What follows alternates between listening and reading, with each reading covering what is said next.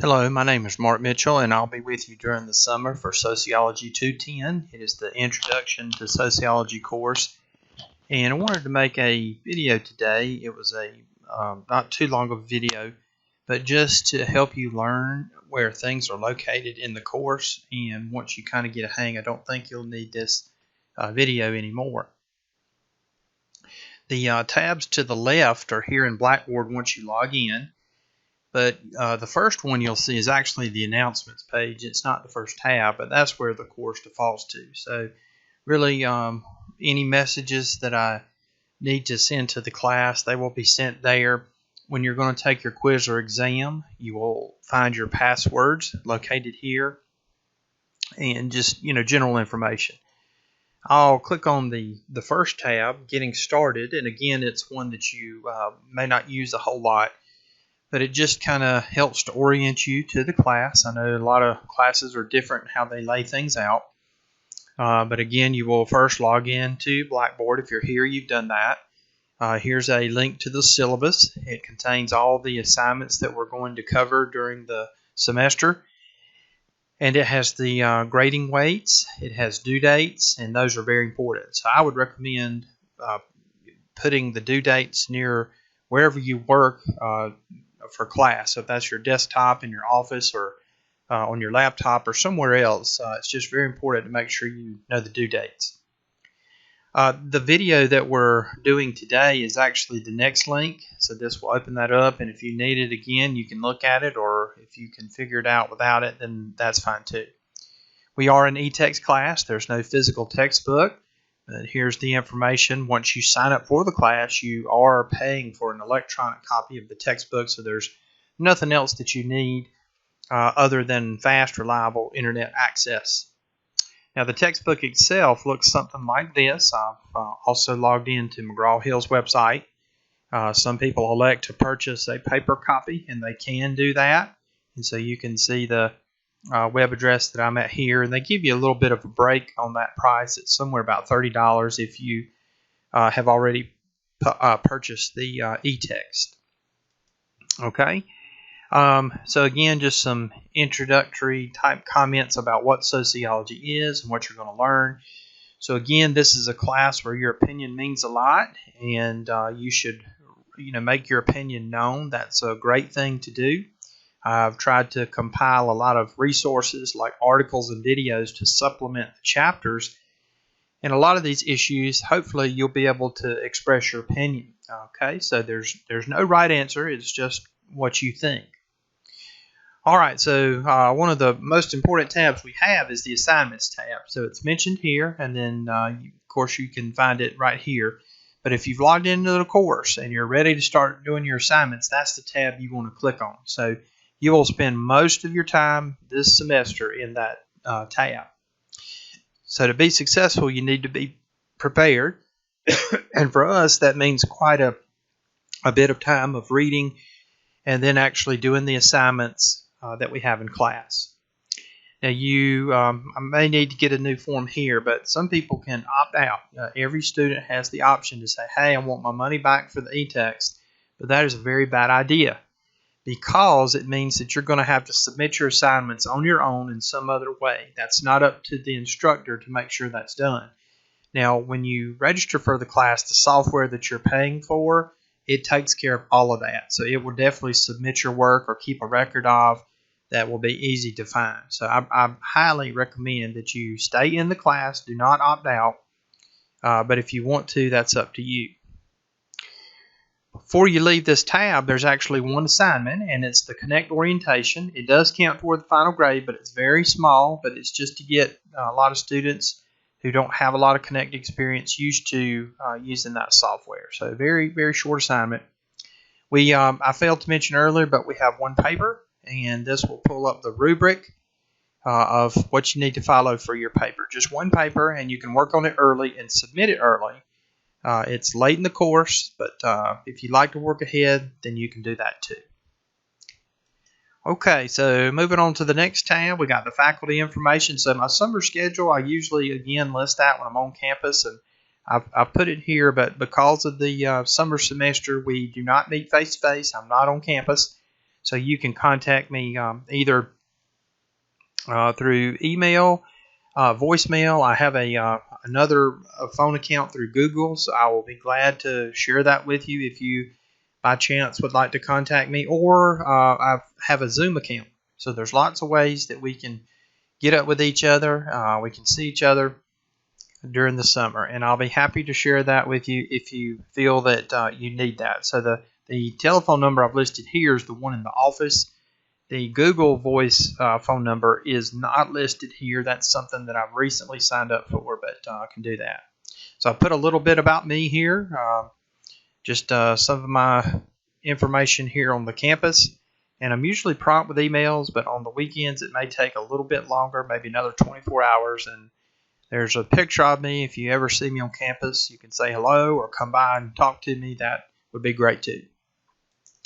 The assignments tab, let me explain a little bit about that, but all of our chapters are broken down into individual folders, so that's why you see 1 through 16.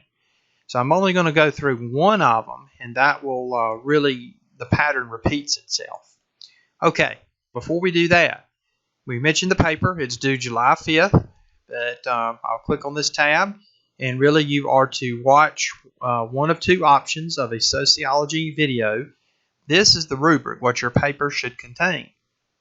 So you definitely need 1 through 5. And number 6, if you have information that comes outside the book or the video, then you need to cite it. Your papers will go through a plagiarism engine, and if there's a high match, then that would have to be investigated, but you really want to pull from the video and the book, and then if you use another source, just cite it, and then of course your opinion. So here are some example papers that students have watched these documentaries and they have written a paper. They have followed this rubric. They did a good job. So if you're a visual person and you need an example, these are some that you might want to look at. These two you really don't have to look at all. They're just really not for our class. It's I used to use them, but I just don't want to delete them, but not really useful for us. Okay, so now the week that you will access the paper is down here in Chapter 13. So, for example, you would click, if you're ready to do your paper, you can do it at any time, but no later than the due date. So come to the Writing Assignments folder, and it gives you two options, two links of two videos. One is about people who are addicted to video games.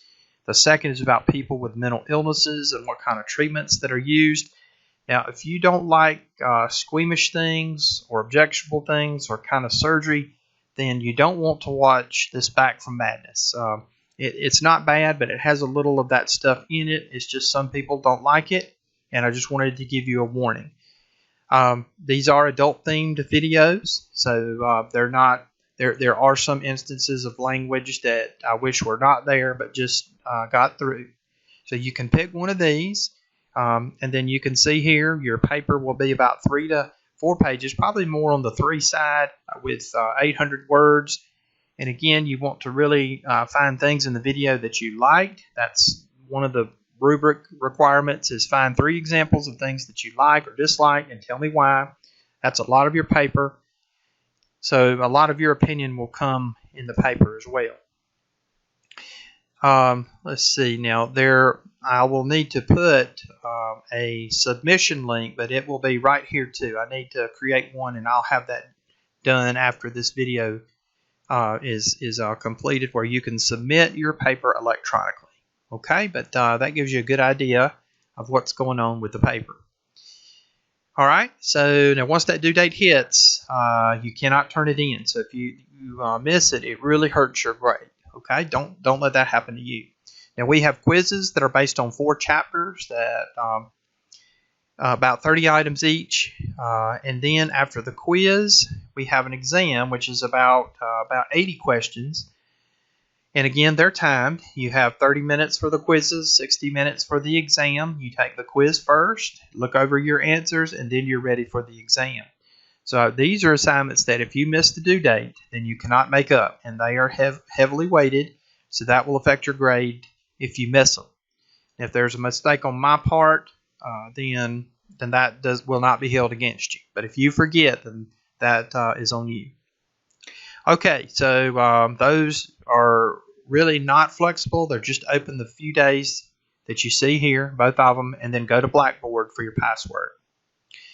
All right, so now I have listed the chapters, and I've also put when, hey, they are due. Now, I recommend using this due date because that will kind of even out all the work over our summer term. But let's click in Chapter 1. Now, all the chapters are very similar to this, but we start off with an introduction and then a task list. Now, the task list looks long, but let me explain it.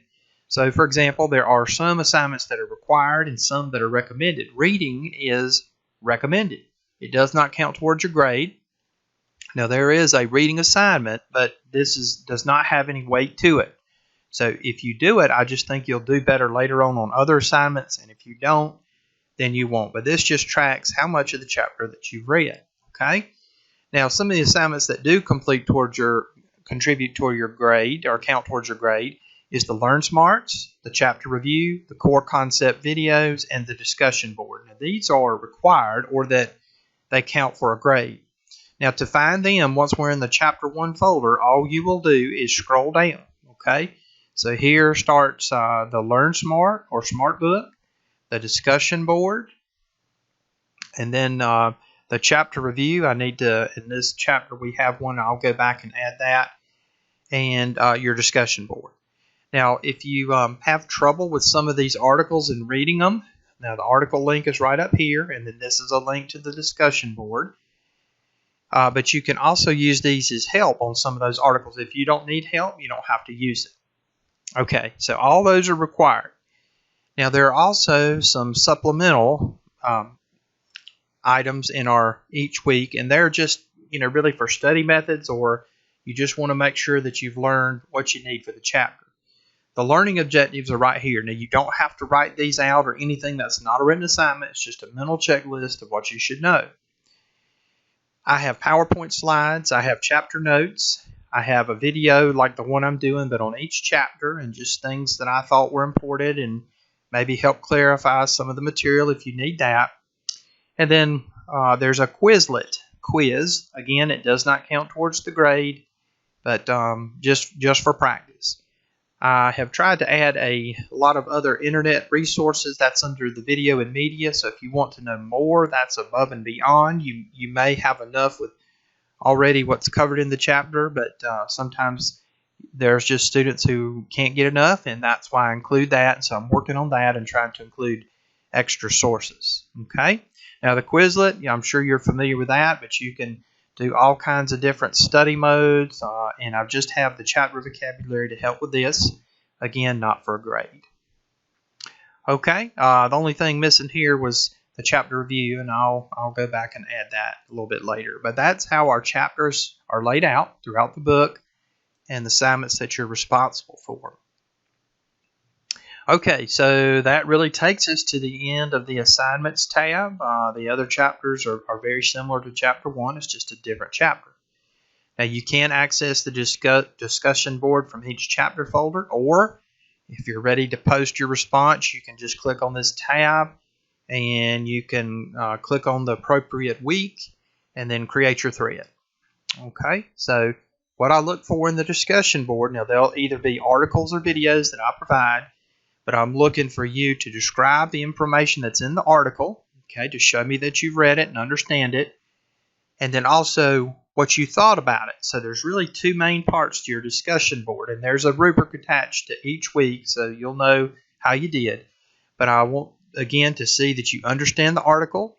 That means, again, you took away certain things that you liked or disliked, and you have your own examples. And then the original part is, your thoughts. That doesn't come from anybody but you. But really, your discussion board, the 300-word limit, should really be half and half or close to that. You can go over 300, but definitely not under. The My Grades keeps up with all of your grades, so I put them there. So the current grade is the column. I'll delete one of these. We don't need two. But it uses the grading policy in the syllabus for all the assignments, and it calculates your grade going on what you've done. So make sure, now in my account here, I've got a lot of blanks, but you don't want that. You want to have grades for everything. And if you have any questions about your grade, then make sure you contact me, and definitely I'll look into it Blackboard does some funny things sometimes to me, and so that's why I double check with an Excel spreadsheet. The tools area, one of the reasons you may use this is to access your e-text. So let me show you, for example, if we come over here to McGraw-Hill Higher Education, we click there and then go to My Connect, and then you're basically in the Connect software, and then hey, there's your ebook. You can click on that and start looking around. Okay, so that's how you'll do it. Good way to access the e-text. That's actually the most common way that I do it. You may use some of the other tools. That's fine too. You're either familiar with them or can be more familiar with them as the semester progresses. The e-text, that was a link I was trying to work with, and it has some videos about how to use Connect if you're not very familiar. So those may be helpful to you if you feel like you are new to Connect. If you're an experienced user, then you may not really need to view these. All right, now if you ever have any trouble with the software, this link right here, H that's bolded, you can put that in another browser. It'll take you to the Connect website, and then you can either speak over the phone or type through your keyboard one of the problems that you're having. Hopefully you won't have to use it, but for some problems we just have to get them involved. I really don't have a lot of control over it. There's minor things that I can work with, but again, if you have any trouble, start with that and keep me informed, and we'll make sure that things are working for you. It's gotten better and better every year. All right, you may not need this. I'm not going to click on this link, the purchase course materials from Barnes & Noble, but if you do, certainly not for our class. You don't need anything else, but maybe some others you might. Same thing with Blackboard here is if you want to learn something about Blackboard or having problems, this might be one of the places you want to check. If not, you may have to contact Jolt on campus, or certainly I will help you as much as I can too. This link will take you to your JCC email account, so please feel free to email me anytime, especially with something related to class or if you're having a problem. I definitely want to help you. I appreciate you being in the class so much, and I want it to be a good experience for you and learn a lot about sociology. I'm pretty sure you've probably filled out a course evaluation for another class if you've taken some at JCC, so at the appropriate time near the end of our term together, if you want to do that, share your opinion. The college certainly would be appreciative of that, and give your honest feedback about things that the college can work on with its courses and classes to better serve students. So we, as a college, do appreciate that you are taking a class with Johnston Community College, and we want to give you the very best experience that we can. The enrollment verification quiz is just to mark your entrance into the course, and so it's very easy type quiz on basics stuff. It doesn't count toward the grade, but it just is one of those things that says, well, hey, this student was actually attempting to do stuff in class, and that's how they track, more of an attendance tracking measure. So I hope this wasn't too long. I certainly hope it was helpful, and if I have forgotten to cover something, then please send me an email or contact me, and I'll be glad to clarify what's going on. But I hope you have a good day and a good summer term, and enjoy the class very much. Thank you, and have a good day.